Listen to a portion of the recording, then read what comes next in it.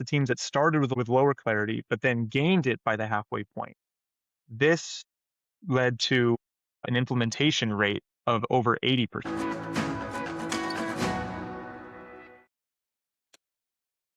Welcome back to Arcaro Insights. I'm Mark Blackwell, and this is the podcast where we help business executives thrive in a complex, adaptive world. Now, there's a legendary quote that you've probably heard of, said to be attributed to Albert Einstein, and it goes along the lines of, if you had an hour to solve a problem, I'd spend 55 minutes defining the problem and 5 minutes solving it.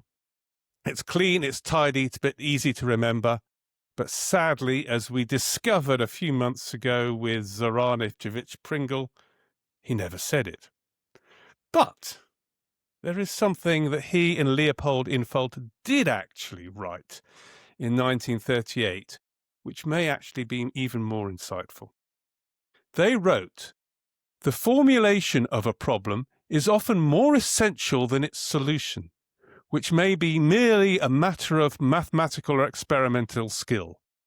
To raise new questions, new possibilities, to regard old problems from a new angle requires creative imagination." Note the shift. Einstein wasn't advocating for a rigid linear timeline, like focus for 55 minutes and move on. What he was focusing on is that the formulation of a problem is an act of creative imagination. This is an issue close to the heart and work of our guest today, Dr. Johnathan Cromwell. Johnathan is a professor at the University of San Francisco, and he's going to join us today to discuss why the problem and solution are not linear sequential steps. Welcome to the show, Johnathan. Thank you, Mark. It's a pleasure to be here. We live in the world of complexity. One of the things that we battle against is these beautiful chevron linear PowerPoint charts, which present the world as a nice, clean, living thing when our reality is messy. And I think you wrote about messy teams. That's right. The hidden power of messy teams. The hidden power of messy teams. So this is what we want to talk about, because this is our field ground. So I want to just catch our loyal listeners. They may remember a podcast a while ago with Roni Reiter-Palmon. I think that's someone that you know very well. Mm-hmm. And she, first of all, brought us to the insight that teams that spend approximately half their time, if not more, thinking about the problem, come up with more creative solutions than those that don't. So would you agree with that statement? Yes. Short answer, yes. I have a longer answer, but I'll wait for the right opportunity to elaborate. Yeah, so the fundamental premise of Roni holds true, but I think you discovered in your working with messy teams, there's a little nuance on that. So maybe you want to go back and tell me how you did the work and what you discovered. Sure. And I want to also highlight that a lot of the existing approaches, particularly in the academic literature at least, will present these sequential steps, and you described them as the chevron boxes that link very nicely together. And while these steps are often summarized or depicted in a linear fashion, there's a pretty open acceptance and an acknowledgement among almost any scholar that you'll talk to that it is indeed highly dynamic and iterative. So if we take the dynamic component as a given, and it's not necessarily a sequence of first define the problem and then solve it. What the study that you're referring to was looking at was not so much the sequencing of the problem versus solving, but which component or which side of that process is taking the lead. So if you imagine a dance, one partner in the dance is leading and the other one is responding. And when you're doing problem solving, either the problem or the solution can take the lead in shaping the other and directing where you might take the other, or what you might view or be able to think of on the other side of that process. So the traditional problem solving process tends to assume that the problem leads. And that's, I think, also reflected in the quote, the misattributed and accurately attributed quote of Einstein are often placing more weight and emphasis on the problem is the most important, and it should be really understood to help shape the solution. And I think a lot of Roni's work also has that. She was one of the first really scholars to go really deep on the problem construction side of the process. And so she has laid a lot of really important foundational work there. And her work, along with others, have tended to continue championing the problem as the leading side of the solving.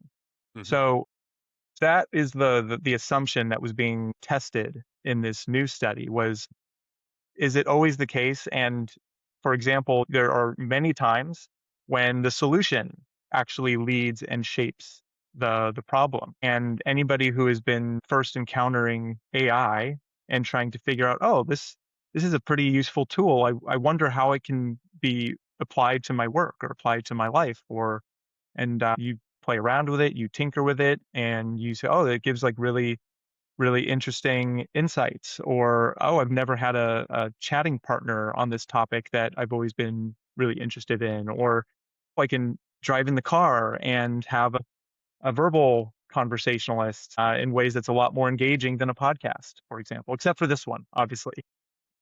And so what we looked at in that study is, well, how does the problem shape over time? And then what's influencing the shape of the problem?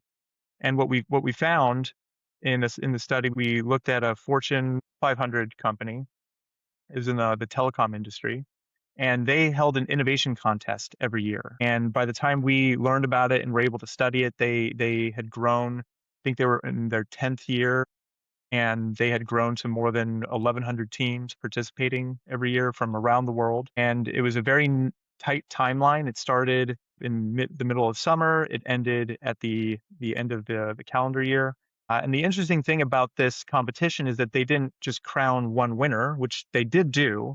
And they had a series of quarterfinals and semifinals and grand finals, and then one winner to crown champion of the competition. But they also encouraged all their teams to pursue their project and implement it in the business. And so while 1,100 teams participated, one wins, but about 650 went through and followed through to implement the innovation in their business. So that gives us a nice study, because if you just study the winner, you miss out on all sorts of interesting effects, and you can have selection bias and all so you don't know what happened to the failures. Or so this competition allowed us to look at the full scope of all the competitors, and were they able to achieve this really important milestone of innovation, which is actual implementation. They're not only coming up with the idea, but they're actually getting it to have real impact in the business.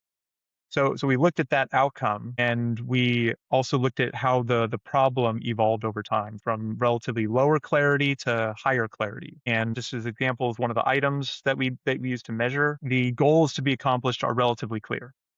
So okay, so that kind of gives you a sense of it's on topic with the Mm. problem. We also measured how much exploring or divergent thinking took place among the teams, and also how much convergent thinking, where they're trying to choose and select and narrow their Hmm. focus onto a range of ideas. So we looked at all these measures, and we looked at 2 points in time: at the very beginning of the competition and at the exact midpoint of the competition. And what the main finding, the big finding that gets the headlines, is that the teams that started with a very clear problem and maintained that clarity throughout the project, this is typically the most valuable thing you can do in an innovation team, is that you all develop a clear shared understanding of the problem. You know what the goals are, which then allows you to coordinate and organize your divergent efforts towards that shared goal.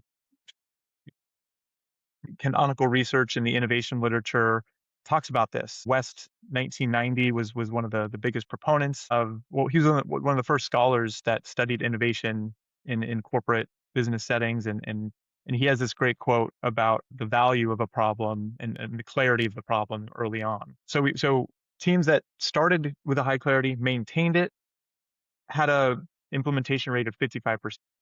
The contrast were teams that started with very little clarity and more ambiguity, which, according to the literature, is a really bad recipe for team innovation because you need that shared awareness and shared goal. But nevertheless, the teams that started with lower clarity, but then gained it by the halfway point, this led to an implementation rate of over 80%. And so this jump in performance leaves a big question. Well, why are teams that are clearer about what their goals are, why are they less successful at actually delivering the results? Okay, so I'm going to be the contrarians. There is clearly in the commercial world a love of linear chevron systems. If you're the manager of a portfolio of innovation projects, you know that you can't fund everything. You've got to have a disciplined approach of killing projects early to enable the good ones to survive. So you want to have some guidelines to say, hey, when am I going to stop this? Because I've only got a finite innovation budget, and if I don't kill them, the real winners will not receive the funding. So that's why the stage gate process has got an allure. It's got an allure to say, hey, well, there are three fundamental questions at the front end of innovation. Is it desirable? Is it viable? Is it feasible? So translating that, desirable, is there a value proposition? Do customers want this? Yes, no. Is it viable? Could I make money out of it in my business? Maybe someone else could, but can I make money out of this idea? And is it feasible? Can we actually develop a prototype? Is this going to work and make sense? And you want to answer those hurdles pretty quickly. But for my first listening to what you're saying, is actually you're making that first step even harder for a manager of a portfolio of projects to answer the question. I would say no. There's a version of it where it might be harder. There's a version of it that makes it easier, I think, because the end point or midpoint of all these innovations is to get to a cohesive match between problem and solution. And that state is what you are looking for the signal in a stage gate process, is that you want to make sure that your solution is solving a problem that matters and that it's viable, feasible, desirable, all those criteria you mentioned. The recommendation, I suppose, or the implication is that if you're on one of those team projects, that you're more comfortable, that you accept that ambiguity as not necessarily a problem or an issue that is going to undermine success, but you embrace that ambiguity and you allow that to what that gives you is gives you more degrees of freedom during the search for that match between problem and solution. So if you anchor down the problem early, that might look like you have shared goals, that you are able to achieve milestones and make progress toward those shared goals. When you have a clearly defined problem, it's easier to evaluate what ideas are better or worse. You can feel yourself making progress towards it, but you may not necessarily find a solution. And so if you constrain the problem and only explore solutions, then you're missing out on degrees of freedom if you're trying to find a match between those two things. So you can also embrace the constraint of the solution. What can we do? What tools do we have available? What skills do we have available? How can we combine these various skills and tools and components into new things? Constrain yourself there, but be more open on how do we apply those potential solutions to different market categories, to different target customer needs. And by opening up the process to allow flexibility on both the problem and the solution, that gives you more degrees of freedom to find a successful match during one of those stages. So in preparation for a future podcast, I was reading a book by David Hurst, who's a future guest. And I think he proved your theory. He gave a lovely case study about the approach taken by Japanese automotive manufacturers versus American automotive manufacturers. So typical behavior of an American automotive manufacturer was rigid specifications of what parts they needed from a tier one supplier for the design of a new car. Let's think of something like a bumper length, for example, or something, something rigid, and say the car is going to be exactly this long, so this metal has to form within this narrow specification. Whereas the Japanese automotive would go to their close partner, tier one suppliers, and say, Well, here are some rough boundaries by which you're going to be constrained by. We want to seek the optimal solution within those rough boundaries. And that seemed to be a beautiful demonstration of your point that you get a better result if you're not too constrained too early in the process and you can live with ambiguity. Yeah, yeah. I sounds like a great example. I might have So to borrow it from my I'll courses. send you more information on this, but it was most businesses like Bosch, they're famous for this. They give teams $100,000 or so, or they give, which is equates into a certain amount of time to spend that $100,000, and they've got to make a go, no go decision by then. So you're saying that if you haven't really finalized your problem definition by 50%, that's the optimum time from your work, as I understood the work. So that sort of helps square the circle that we're facing. How do I manage the tension of managing a portfolio of front-end innovation projects, but also allow the flexibility? That was one thing that came to me. Yes, there's three main phases, and this is based on some teams research that was first developed in the early 90s that we built our theory on. Is that this concept of a midpoint transition is a super important time in any team project as well as innovation projects, and it's been shown as just a natural phenomenon, whether it's a 1 hour project or a 1 year long project. There's a natural tendency for teams at the midpoint, or give or take 10%, to naturally reflect on what they've done and then start planning towards the future, which is you realize, oh, I have a deadline. We gotta get things into gear. And so if you miss this midpoint transition, if you float through the midpoint of a project and you haven't found that coherent match of problem and solution, that should be an alarm bell.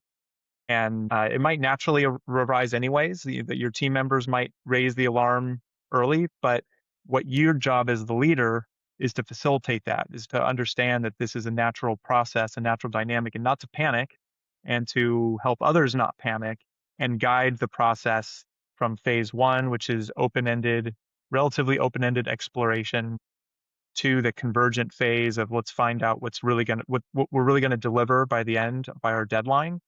And then when you get to that point, phase two, the end of the project, is really about execution and coordination and working in that really cohesive team where everyone is doing their part and contributing, and it's feeling like a synchronous experience.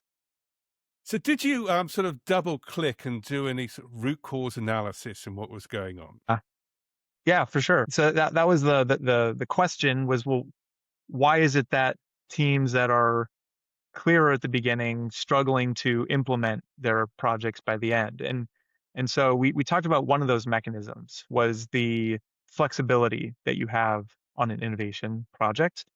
More flexibility, more degrees of freedom on the problem and the solution just allows you and the team to find a successful match that you can actually achieve.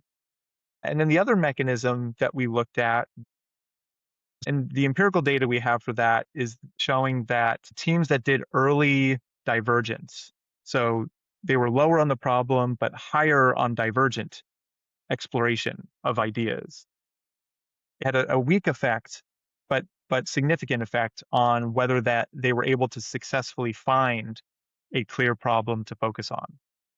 So early divergence. So this is the early solving, is shaping the problem, is shaping the ability to clarify the problem. So that's where things flipped in the traditional script of the dance between problems and solutions.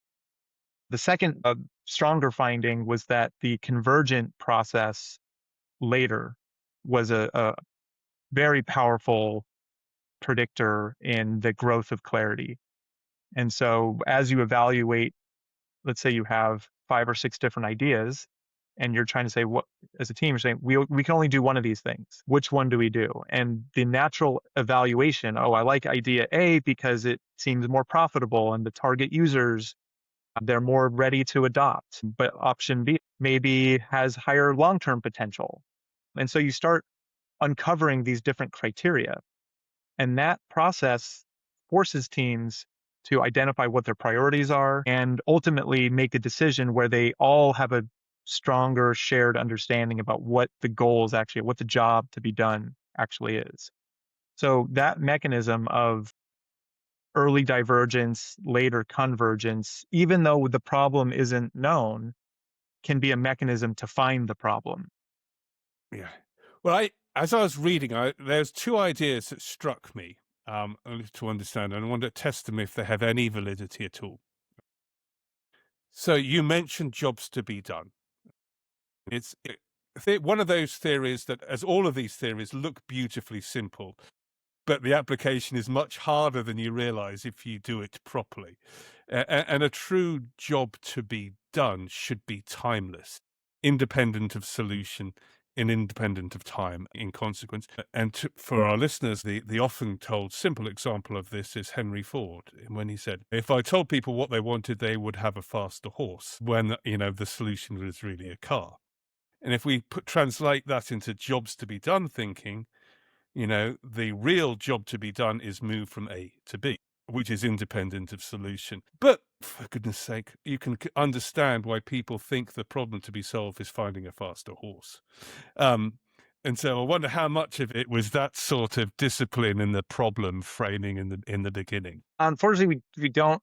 I don't Yeah. know. Yeah. If I'm gonna play devil's advocate back at you, Yeah. uh, I the horse versus the point A to point B. I think what jobs to be done facilitates is it gets you to the core reason why you want to do what you think you want to do.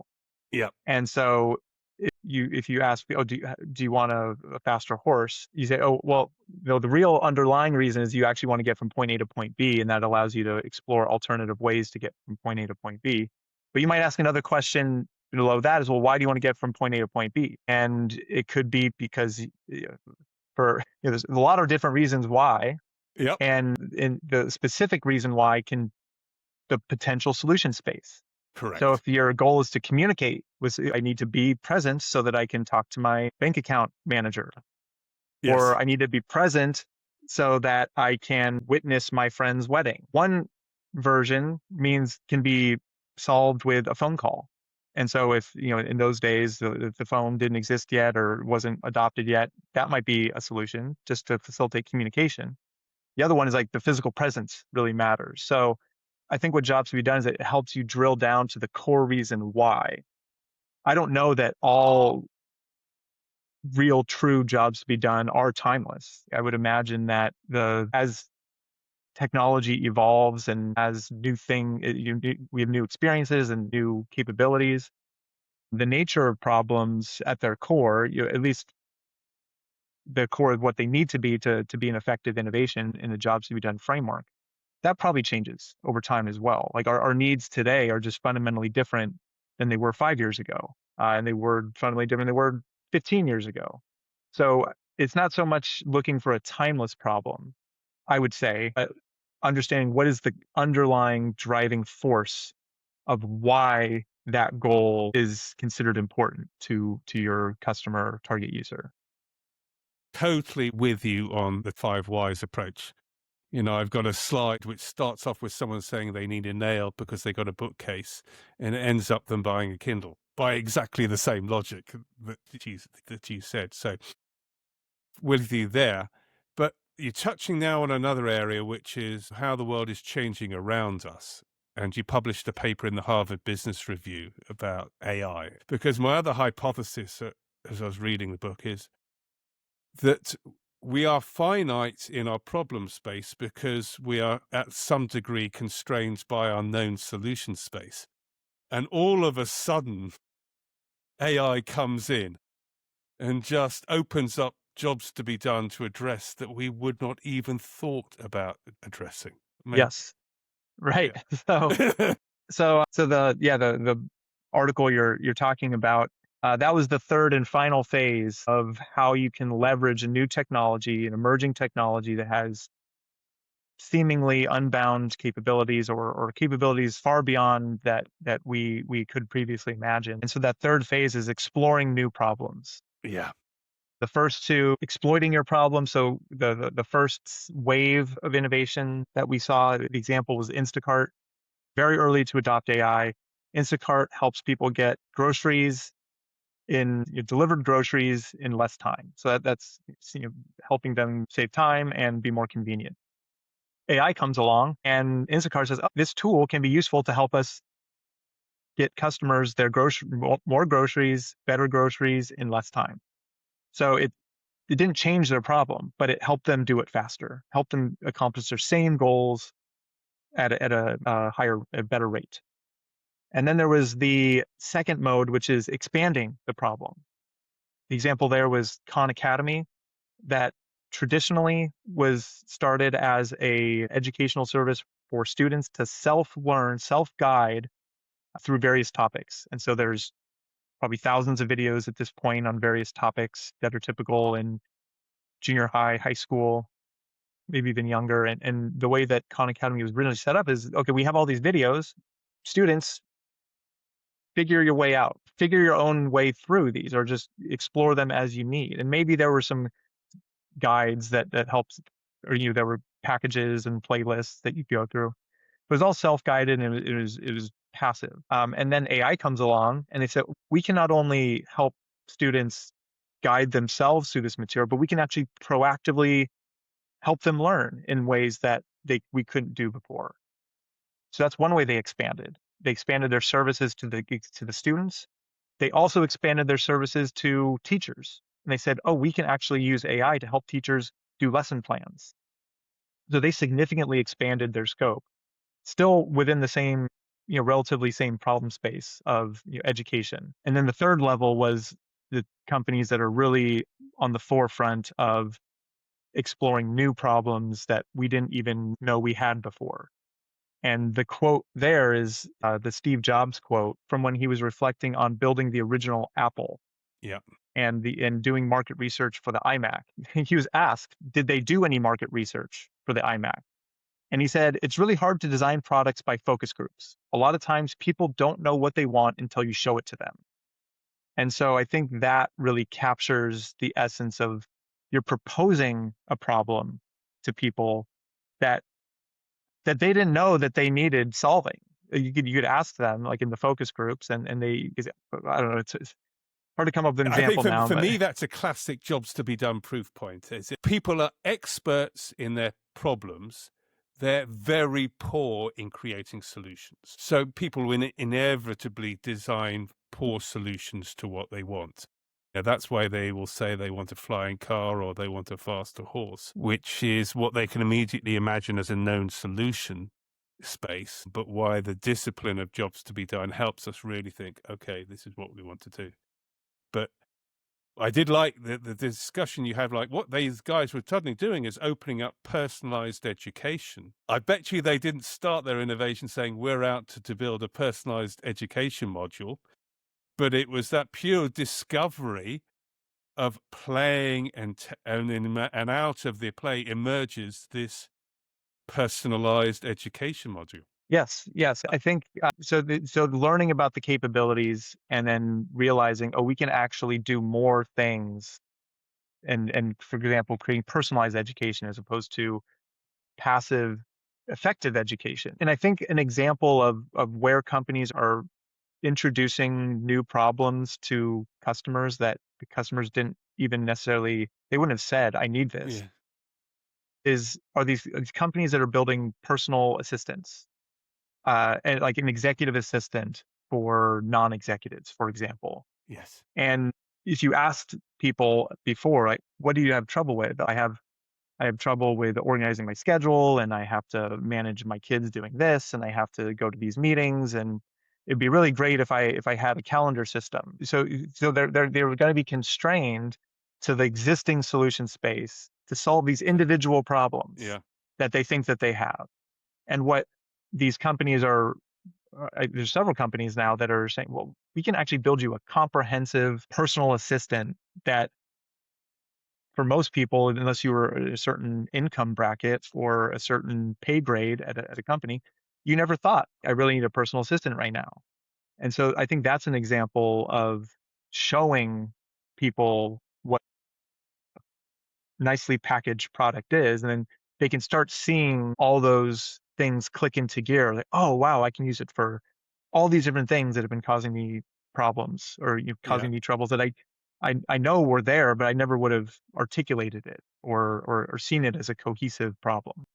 There are certain things that people didn't realize they could solve, but the flip side of that is innovators attacking spaces that they feared to do before. So the education wouldn't knowingly have gone into personalized innovation, but came across it by chance.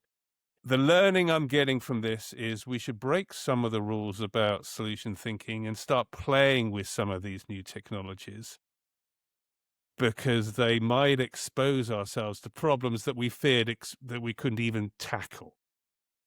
And to really allow yourself to deliberately explore the problems. And I think this is happening, and I think people are doing it already and naturally, but what they may be struggling with it because it's a different skill set. It's a different mental skill set. And I do have other research showing that this is a distinctive mental process and people tend to struggle with it more compared to more traditional divergent processing where you know what the problem is and you're just trying to come up with many different ways to solve it.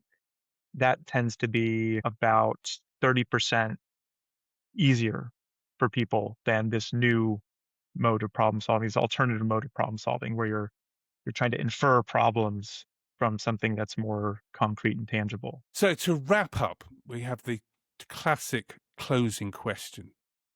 You have the vice president of innovation sitting next to you, and what should he do differently on Monday morning after this conversation? Vice president of innovation, what do you Vice do president of differently? innovation in Yeah. a large company.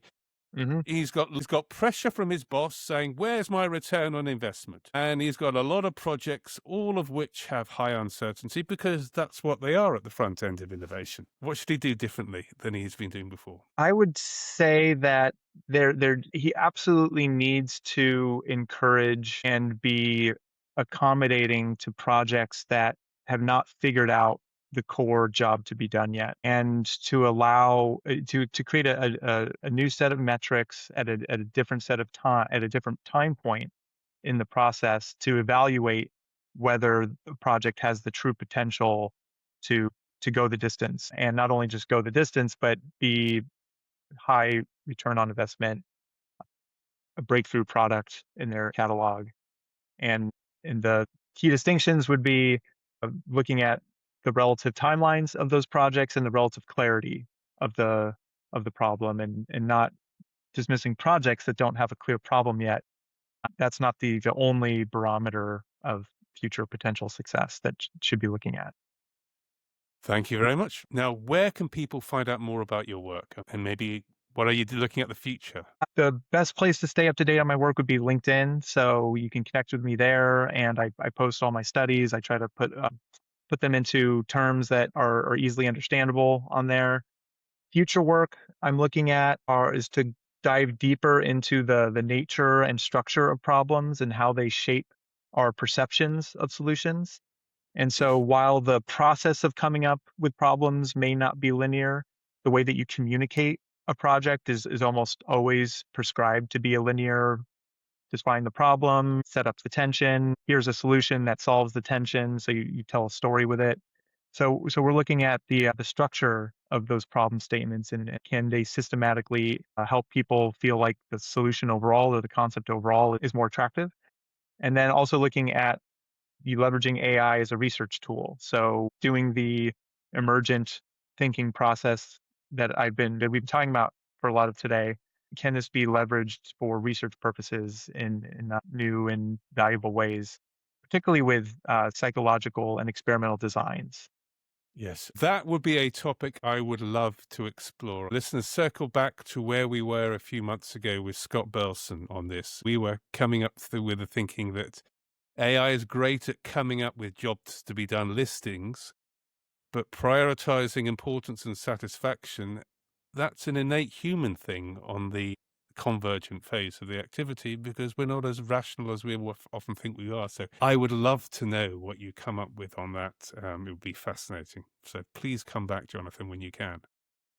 Well, is whenever you'll have me, I'll be happy to join. Brilliant. Thank you very much, Johnathan. You have a wonderful day. Very kind, and thank you for being on Thank the you. show. Bye bye. Thank you, Mark. Bye. Bye bye. This podcast is brought to you by Arcaro. To learn more about how Arcaro might help your organization adapt to a changing world, please visit our website, www.arcaro.com. More information in the show notes. Thank you.